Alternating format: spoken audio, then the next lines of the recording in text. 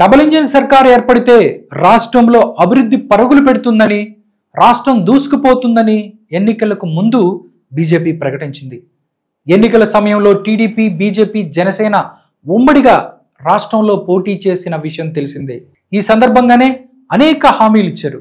ఇక ప్రజలు ఈ కూటమిని భారీ విజయంతో గెలిపించారు.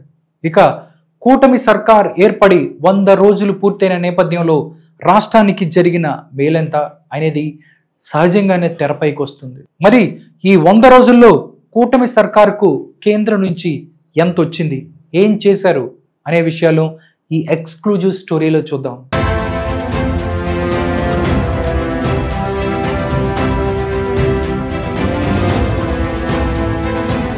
ఎన్నికల విషయంలో తీవ్ర చర్చనీయాంశంగా మారిన విషయం పోలవరం. ఇది కీలకమైనటువంటి ప్రాజెక్టు. దీనిని పూర్తి చేస్తామని చెప్పిన వైసీపీ చేతులెత్తేసింది. గైడ్ బండ్ నాశనం కావటం, వరదల కారణంగా ప్రాజెక్టు దెబ్బతిన్న విషయం తెలిసిందే. ఈ క్రమంలో కూటమి సర్కారు ఏర్పడిన తర్వాత తొలి పర్యటనగా సీఎం చంద్రబాబు పోలవరంలోనే పర్యటించారు. ఇక ఇక్కడి పరిస్థితిని కేంద్రంలోని కూటమి సర్కార్కు వివరించి దీన్ని పూర్తి చేసే బాధ్యతలు తీసుకునేలా వ్యవహరించారు. దీనికి తాజా కేంద్ర బడ్జెట్లో నిధులు కేటాయించకపోయినా పూర్తి చేస్తామన్న బాధ్యతాయుతమైన ప్రకటన వచ్చేలా మాత్రం చేశారు ఆంధ్రప్రదేశ్ ముఖ్యమంత్రి నారా చంద్రబాబు నాయుడు. మరొక రెండవ అంశం ఏదైతే ఉందో అది అమరావతి. నవ్యాంధ్ర రాజధాని అమరావతి నిర్మాణాన్ని గత వైసీపీ సర్కార్ పక్కన పెట్టిన విషయం తెలిసిందే. ఈ క్రమంలో గత 5 ఏళ్లు అమరావతి ప్రాంతం చిట్టడివిని తలపించింది. కూటమి సర్కారు వచ్చిన తర్వాత ఇక్కడ చెత్తను తొలగించే పని ప్రారంభించారు. అదేవిధంగా కేంద్రంలోని బీజేపీ సర్కారు సైతం 15,000 కోట్ల రూపాయల అప్పుగా ఇప్పించే ప్రక్రియను చేపట్టింది. దీనికి తామే తీరుస్తామని ఇటీవల కేంద్రం ప్రకటించిన విషయం తెలిసిందే.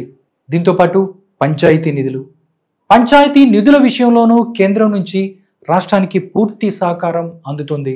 గతంలో వైసీపీ సర్కార్ కేంద్రం నుంచి వచ్చిన నిధులను దారి మళ్లించిందని సర్పంచులు రాష్ట్ర వ్యాప్తంగా ఉద్యమించారు. దీంతో కూటమి ప్రభుత్వం ఇప్పుడు దిద్దుబాటు చర్యలు చేపట్టింది. ఈ క్రమంలోనే తాజాగా 4,223 కోట్ల రూపాయలను కేంద్రం నుంచి వచ్చే నిధులను నేరుగా పంచాయతీలకు ఇవ్వనున్నారు. రహదారులు సహజంగానే రాష్ట్ర రహదారులు రాష్ట్ర సర్కారు పరిధిలో ఉంటాయి. అయితే కూటమి ప్రభుత్వం ప్రస్తుతం ఉన్న పరిస్థితుల నేపథ్యంలో కేంద్రానికి విషయం వివరించి రాష్ట్ర రహదారి ప్రాజెక్టులకు సాయం చేయాలని కోరింది. దీంతో కేంద్రం దీనికి సంబంధించి 20% నిధులను గ్రాంట్గా ఇచ్చేందుకు ముందుకొచ్చింది. ఇది కూడా ఒక కీలకమైన పరిణామంగానే భావించవచ్చు. విమానాశ్రయాలు రాష్ట్రంలో దుగదుర్తి, విశాఖ, గన్నవరం, కడప విమానాశ్రయాల అభివృద్ధికి కేంద్రంలోని కూటమి సర్కార్ ప్రాధాన్యత ఇస్తోంది. వీటిని విస్తరించడంతో పాటు మౌలిక సదుపాయాల కల్పనకు కూడా పెద్దపీట వేశారు.